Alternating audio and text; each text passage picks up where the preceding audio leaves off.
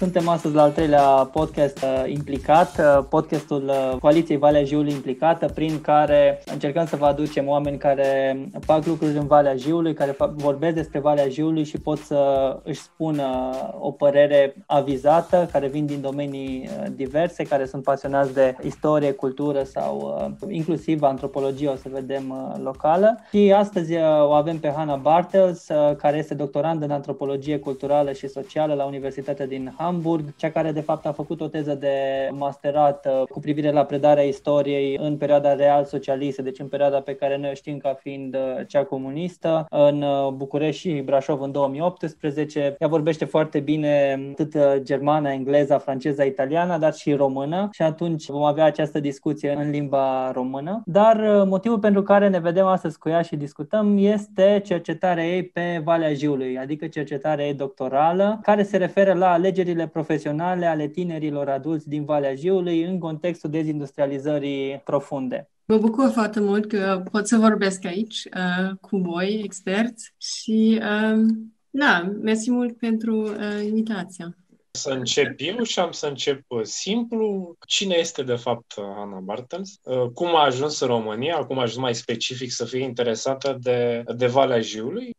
Eu sunt o doctorandă, o studentă în Hamburg, unde am făcut și bachelor și master de antropologie socială și culturală și am început să mă întrez pentru România de acum 7 ani, pentru că am realizat în 2013 că n-am mai fost mai mult est decât Berlin și am crezut că nu e posibil asta și am călătorit așa foarte clasic cu Interrail și am vizitat și un prieten ai părinții mei care locuiește în București și în Düsseldorf și l-am vizitat în București și am început să mă interes mai mult pentru România. După bachelorul am stat pentru un internship în București, am făcut la ziarul german de la minoritatea germană. Așa am stat 3 luni la București și când m-am gândit despre o temă pentru teza mea de masterat, m-am gândit că ar fi foarte interesant o temă în România și m-am gândit și înainte mai mult despre istoria românească și pentru mine a fost foarte cumva vizibil în glume, în arhitectură, timpul asta real socialist, comunist și m-am gândit unde începe învățământul despre perioada asta, în afară de acasă și a fost școala și clasa 8 și deci m-am dus din nou la România pentru prima cercetare mea. Și asta a fost în 2018 și înainte am făcut și un Erasmus în București la facultate. Și așa s-a continuat și povestea și acum fac un doctorat și mă interesează mai mult în prima cercetare m-am interesat mai mult pentru profesor, dar m-am gândit că ar fi și super să vorbesc cu tinerii și cu cumva viitorul țării. Și deci acum s-a schimbat focusul. Deci tu de ceva vreme ai început să vorbești cu tineri de clasa 12, nu? Adică cu elevi de clasa 12 din Valea Jiului. Cum a fost? Cum ai reușit să ajungi la ei până acum și cum a fost dialogul cu ei? O întrebare foarte bună, pentru că a fost interesant toată cercetarea asta, nu? Pentru că am vrut să fiu în Valea Jiului aprilie din acest an, dar acum stăm în mijlocul unei pandemii, nu? Și n-am pot să călătoresc și în începutul am așteptat pentru că am crezut că poate o să fie posibil să călătoresc toamne, dar n-a fost posibil și am început să fac cunoștințele online. Pe Facebook și pe e-mail am scris mesajele, cum așa am făcut cunoștința de voi, Eli și Mihai, și așa am început, pentru că Eli mi-a dat câteva contacte de elevi care sunt și implicați în zonă și am avut câteva interviuri și conversații frumoase. Dar acum mi-e greu să fac o cercetare online, pentru că o metodă foarte importantă în antropologie am făcut notițele înainte, observație participativă. Și nu e atât de ușor online. Da, plus că este de fapt și un mediu, până la urmă un filtru. și vezi doar un decupaj din viața fiecăruia și reușești să vezi doar ceea ce îți permite acest filtru care e instrumentul, că e laptop, telefon sau ce-o fi el. Și cum răspund elevii? Eu sunt foarte curios, de exemplu, de chiar primele rezultate, primele răspunsuri ale lor. Sigur, întotdeauna în cercetare e foarte mult până ajungi la un rezultat, dar e foarte interesant să pornești de la început să vezi care sunt și primele frânturi de rezultat care pot să te ducă către ceva din perspectiva noastră, cel puțin ar fi ideal optimist. Cum se văd lucrurile din perspectiva elevilor de a 12-a? Sunt sigură că nu sunt realizări noi pentru voi, că sunteți acolo, știți oameni acolo și mulți mi-au povestit că trebuie să pleacă din zonă pentru o formare profesională, dar deja și gândesc despre cum pot contribui după formarea profesională în Valea Giului, dar e greu pentru ei să gândească despre asta pentru că acum nu există cumva șanse să facă ocupațiile în zonă. Rezultatul acesta despre care spuneai mai devreme, că deși trebuie să plece pentru că așa este trendul, îi doresc să se întoarcă să contribuie, până la urmă l-am observat că este și cel care a ajuns ca la nivelul coaliției acestea, Valea Jiului implicată, să fie cel care este persistent. Până la urmă, aproape toți dintre cei care formăm această coaliție suntem oameni care ne-am profesionalizat undeva în altă parte, am mers în exterior, ne-am lărgit orizonturile, am înțeles despre ce este vorba și acum am putut să privim și de altă perspectivă zona, acesta acasă. Oarecum similar cu ce spuneai cu Interrail-ul, cu un program de genul ăsta în care ți-e facilitat mersul în altă parte și observi și alte culturi, cum sunt și programele Erasmus și altele de felul acesta. Deci deschiderea cred că este extraordinar de bună din punctul ăsta de vedere. Și e fain că deja ai reușit să ajungi, să zice, poate nu la un rezultat, dar un mic succes. Și trebuie să zic că în fiecare caz totdeauna a fost vorba de mutări, deci în România sau în străinătate. Deci tinerii au fost și dați sfatul ăsta de migra, nu? Să dau în alte parte, din părinții și sau din profesori. Și cu siguranță, cred că pentru mine până acum au fost 3 puncte foarte importante despre care vreau să aflez și mai mult. Sunt familia, școala și prieteni. Nu? Pentru că cred că dacă ai cineva în același vârstă, e foarte interesant ce fac, cum se comportă. Nu? Am și auzit de cazuri în care a zis că prietena mea o să meargă afară și vreau să mă duc cu ea. Deci sunt câteva influențe foarte interesante și trebuie să ținem cont mai mult influența pe care are internetul pentru tinerii, să vadă cum e viața altundeva și cum poate să fie viața. Deci mai e o variantă idealizată, nu? Toată asta. Și am și auzit de prietenine cu străini prin internet. Deci sunt câteva tineri care au prieteni în toată lumea care n-au întâlnit încă. Dar cred că această prietenie poate să fie și important în viitorul. E interesant pentru că prima chestiune, asta zice chiar perspectiva rețelelor de migranți, că decizia de migrație este influențată de rețeaua personală a migrantului și ai menționat că au prieteni care deja au plecat și șansele ca ei să plece sunt mult mai mari. E interesant că a doua chestiune pe care ai zis-o, decizia de migrație, este influențată și de tehnologiile de comunicare, pentru că prin intermediul lor tinerii își schimbă cumva aspirațiile, știi, sau au aspirații mai mari spre a se duce în zone în care se pot realiza. Vezi că până la urmă și site-urile astea, aplicațiile, ajung să formeze și un filtru care ne fac pe noi să vedem, de exemplu, Germania și zonele acestea miniere ca fiind unele extraordinar de arătoase acum în perioada lor post-industrială, pentru că vedem situri transformate în parcuri, vedem transformate în noi atracții, vedem noi cartiere care trebuie să facă față, de fapt, presiunii imigranților care vin și către Germania. Deci o viziune idealizată care se manifestă și prin câteva fotografii sau câteva imagini care ajung la noi. Dar dincolo de aceste lucruri care sunt perfecte și sunt văzute ca fiind perfecte, cum e Germania, totuși Germania în epoca post-industrială sau cele câteva zone din Germania în care ai putut să mergi sau poate dincolo de fotografiile sau imaginea asta pe care și-o format-o către exterior. Cum se întâmplă procesul ăsta de dezindustrializare? Pot să povestesc un pic despre asta pentru că mă interesează și sunt crescut în Neuss. Este un oraș aproape de Düsseldorf și de zona asta Ruhrgebiet. Nu știu dacă aveți și un termen românesc pentru asta. Nu, dar se cunoaște, zona Rurului, să zicem, bazinul Rur. Cred că acesta ar putea să fie. Rurului. Bine. Rurului, ca și cum ai zice, Târgu Jiului sau... Da. Are sens, se pare. Bazinul Rur.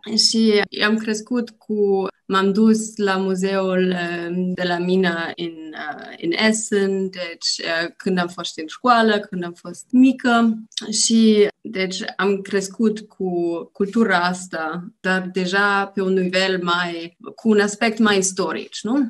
Și trebuie să zic că Ruhrgebiet e un exemplu foarte bun pentru zone urbane care se dezindustrializare. Pentru că vedem o diferență mare în dezindustrializarea în zona urbană și zone rurale. În Germania există un alt caz, o altă regiune care e mai comparabilă cu Valea Jiului, Lauzacia. Este o regiune mai mult în est, la granița cu Polonia și o zonă și cu foarte multe mineri care s-au închis. A fost și o zonă care a fost over-industrialized. Deci, industrializate intens, cred. Sau intens în timpul comunismului, nu? Și cred că asta are și un rol. Și vedem că această regiune are aceleași probleme pe care are și Valea Jiului. Deci foarte multe oameni plecau, vedem un shrinkage enorm și oamenii se gândeau ce facem, cum putem să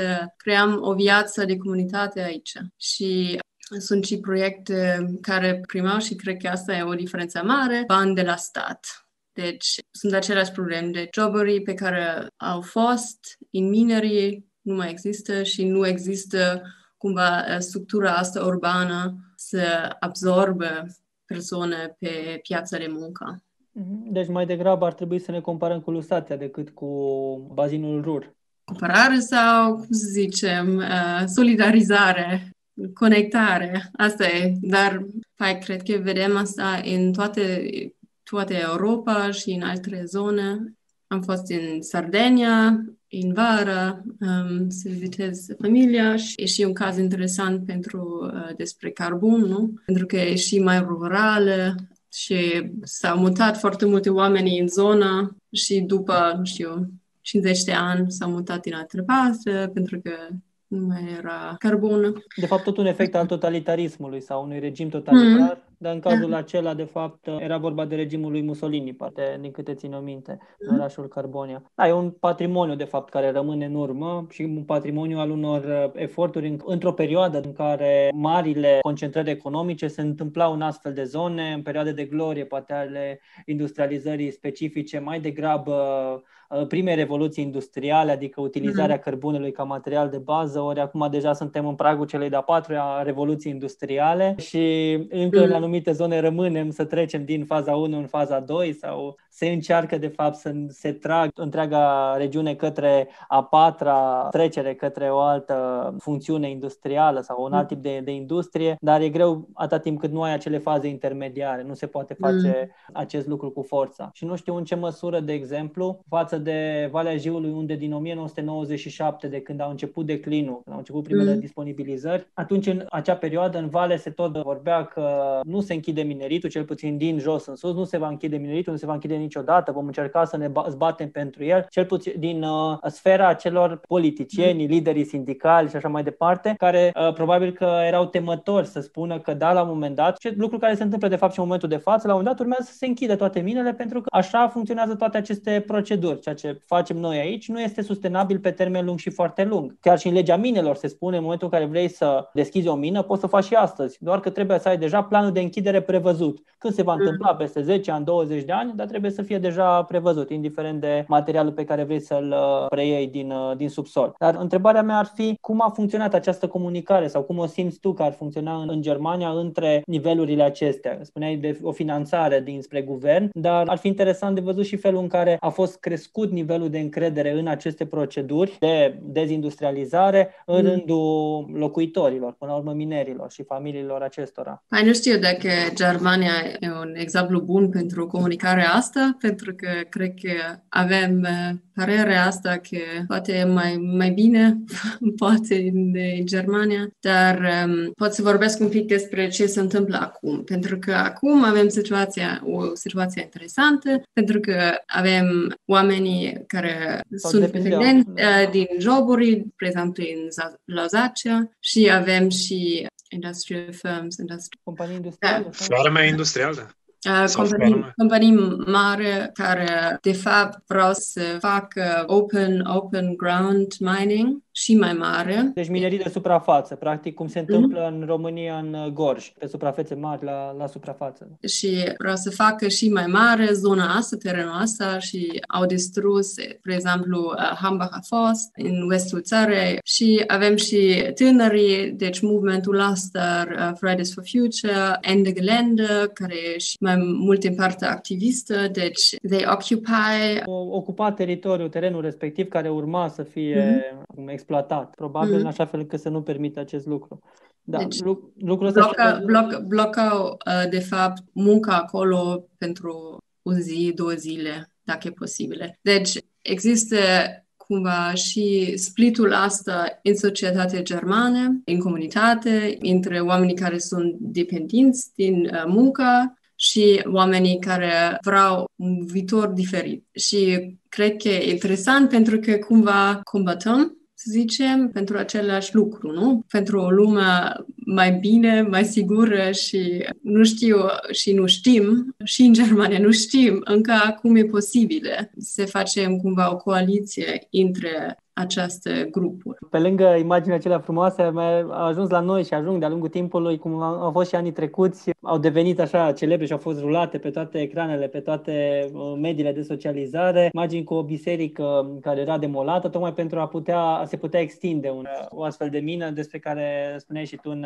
Lusația. Și apăreau și aici mesajele astea: uite-te, ei extind mineritul, pe când pe noi ne pun să-l închidem. Dar de fapt există până la urmă aceleași tipuri de resorturi care există în mod general în întreaga Europa, cu manifestări similare în ambele țări și cu siguranță și în mai multe țări, și în care noi n-ar trebui să ne punem în comparație, cum ai spus tu mai devreme, ci pur și simplu să comunicăm mai mult, în așa fel încât dacă pe verticală funcționează mai greu comunicarea, să o facem pe orizontală, doar că trecând peste granițe, în așa fel încât să putem să susținem inițiative comune, să putem să susținem poate principii comune pe care le avem cu toții, trecând peste limitele de limbă, să zicem, granițe și alte treburi de genul ăsta. Vedem și piața de muncă, nu e doar România, nu e doar zona, e toată Europa, mai ales Germania, mai ales Marea Britanie. Deci, cred că e important că e o conversație care între țări, între activiști din țări diferiți, pentru că avem aceleași probleme toți, nu? Și cred că toată lumea profitează. Și dar există și un nivel pe care oamenii sunt plătiți să facă asta. Și mi se pare interesant că e mai voie din oamenii deci privați să facă toate munca asta, nu? Da, e discuția asta, da, sigur că ești plătit și sunt și organizațiile, de fapt, din România care militează pentru aceste lucruri despre care discutăm, despre o tranziție justă, care sunt automat, au primit stigmatul acesta de, ok, sunteți plătiți de către Ministerul German de Mediu ca să veniți să ne închideți minele, să ne închideți nouă activitatea. Păi duceți-vă la voi, dar fără a ști că, de fapt, se întâmplă acest lucru dinspre filiala acelei organizații, poate din acea țară, din Germania în cazul acesta, exact în aceeași direcție. Până la urmă e să zicem așa, un demers comun al tuturor pe această linie. Eu mă bucur și mi-a plăcut mult atunci când am discutat noi prima dată că oarecum așa înțelesesem din puținele mesaje pe care le-am avut între noi înainte să ne vedem, că era vorba despre încă un specialist care să vină să facă studii în Valea Jiului și care până la urmă studiile acestea să ajungă într-un sertar, sigur, luând un doctorat, un masterat sau ce ar mai fi el și cam atât. Și știu că ți-am pus în vedere lucrul ăsta, chiar a fost poate puțin, n-a fost frumos din partea mea să fac lucrul ăsta, doar că ai venit și ai spus apoi, stai că eu nu vin să promit nimic, nu vin doar să beneficiez, hai să încercăm să conlucrăm, hai să încercăm să comunicăm, să dialogăm, să vedem ce putem să facem împreună. Și asta cred că este esențială tocmai pentru a putea avea această comunicare, dar din ambele direcții. Și îți mulțumesc pentru atitudinea aceasta pe care o ai și pentru deschiderea pentru studii în Valea Jiului. Păi, mulțumesc că stăm în contact și facem asta, pentru că știu că nu e ușor din home office și pandemia și toată nebunia asta să ai și o altă persoană care vrea ceva, pentru că asta e, și eu sunt foarte conștiență că eu scriu despre experiența asta după noi și eu sperăm că primesc un titlu de doctor după un timp, dar nu vreau să plec și doar iau ceva. Vreau să și ajut și dacă mai am șansă, ar fi o plăcere. Bun. Mulțumim frumos, Hannah Bartels, mulțumim frumos, Eddie Besselman, pentru discuția de astăzi. Cred că a fost foarte fructuoasă așa pentru toți și cred că o să le placă ascultătorilor să cunoască pe cineva din exterior care are o perspectivă foarte interesantă asupra Văii Jiului și care evidențiază necesitatea de comunicare între noi, cei din Valea Jiului, și cei cu probleme similare sau care sunt în situații similare din Germania. Bine, mulțumesc frumos, Hannah, mulțumesc, Eddie.